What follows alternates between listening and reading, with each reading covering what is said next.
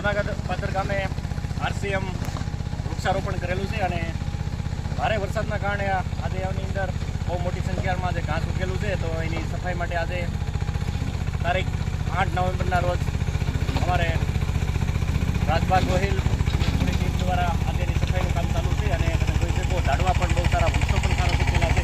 ખાસ કરીને ફળના રોપા છે, ફૂલોના રોપા છે, એ સુંદર મજાનો અત્યારે કોળી ગયેલા છે. તો એની સફાઈ માટે અમારે રાજભા રાહુલભાઈ આજે એમને સફાઈ કરવાનું કામ ચાલુ છે. અને બસ ટૂંક સમયમાં જ તે આ બધા જે રોપાઓ છે, આ બધા વૃક્ષો છે, એ બહુ સારા ખીલી અને આ એક સુંદર મજાનું હરિયાળો બગીચો, આ વન બનશે. એની માટે એની માવજત જાળવણી પૂરી ટીમ કરવા માટે તૈયાર છે. જી ધન્યવાદ.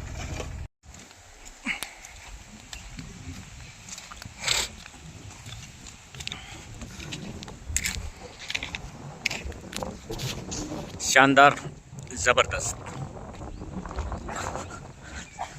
થોડી વાર પહેલાંનો નજારો અને અત્યારનો નજારો, બહુ મોટી સંખ્યામાં જે કહેવાય ને કડવા ઝાડવા છે એ ઉગી નીકળ્યા હતા. અને એની સફાઈ પછી આ સુંદર મજાનું આપણું આરસીએમ વન લાગે છે. અને તડકાના લીધે બહુ એનો લુક નહીં આવે, પણ કહેવાય કે માવઠાના મારથી આ જગતનાથ ખેડૂતને બહુ ખાસું નુકસાન થયેલું છે 100%. પણ હવે કુદરતી આફત છે, આપણી 100% એની સાથે સાંત્વના છે. અને તકના તક આ વૃક્ષો છે એનો અસર થતો જોવા મળે.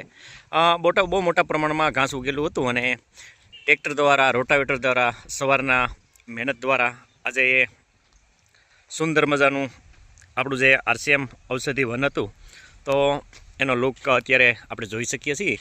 અને આની અંદર ઘણા બધા જે ઔષધિના રોપાઓ આપણે સોંપેલા હતા. નગોડનું વૃક્ષ છે જે દુખાવામાં કામ આવે, એવી રીતે બોરસલી છે જે દાંતનો દુખાવો હોય દાંતણમાં કામ આવે. ઘણા બધા આપણે ઔષધિના અલગ અલગ વૃક્ષો જે વાવેલા છે. બધું તો અત્યારે આપણે ડિટેલમાં નહીં, પણ આ એકાદ મહિનો જાય અને વૃક્ષો મોટા થાય તો આનાથી ઘણો બધો આપણને ખાસો ફાયદો થાય. ભવિષ્યમાં પણ ક્યારેય જરૂર પડે તો આપણું ઔષધ, આપણી સંસ્કૃતિ, આપણી પરંપરા અને ઔષધિ થકી એક નવા રાષ્ટ્રનું નિર્માણ થાય. અને લોકોની કોઈ એવી ચેલેન્જ હોય, કોઈ એવી બીમારી હોય જે ઔષધિ થકી ઠીક થાય, એવા પ્રયાસથી આપણે આ જૂનાપદર ગામે જે વૃક્ષારોપણનું કાર્ય કરેલું. અને આજે પ્રકૃતિનો પણ એમાં સહકાર મળે છે અને વૃક્ષો પણ અત્યારે ખીલી ઉઠ્યા છે. અને આંબાના વૃક્ષો છે જે ભવિષ્યમાં આપણને ફળો આપશે. ખાસ કરીને એલોવેરા છે, એના પણ અઢળક ફાયદા છે. ઘણા બધા અલગ અલગ વૃક્ષો છે અને એના થકી આ એક હરિયાળું વન બને, લોકોને એક પ્રેરણા મળે. અને ગામે ગામ આવા એક વૃક્ષારોપણ થકી આવા ઔષધિ વન થાય. બસ આપણે બધા એની જાળવણી કરવાની છે અને બહુ જલ્દી આ વનમાં રૂપાંતર થાય એવા પ્રયાસો છે. તો ખૂબ ખૂબ ધન્યવાદ.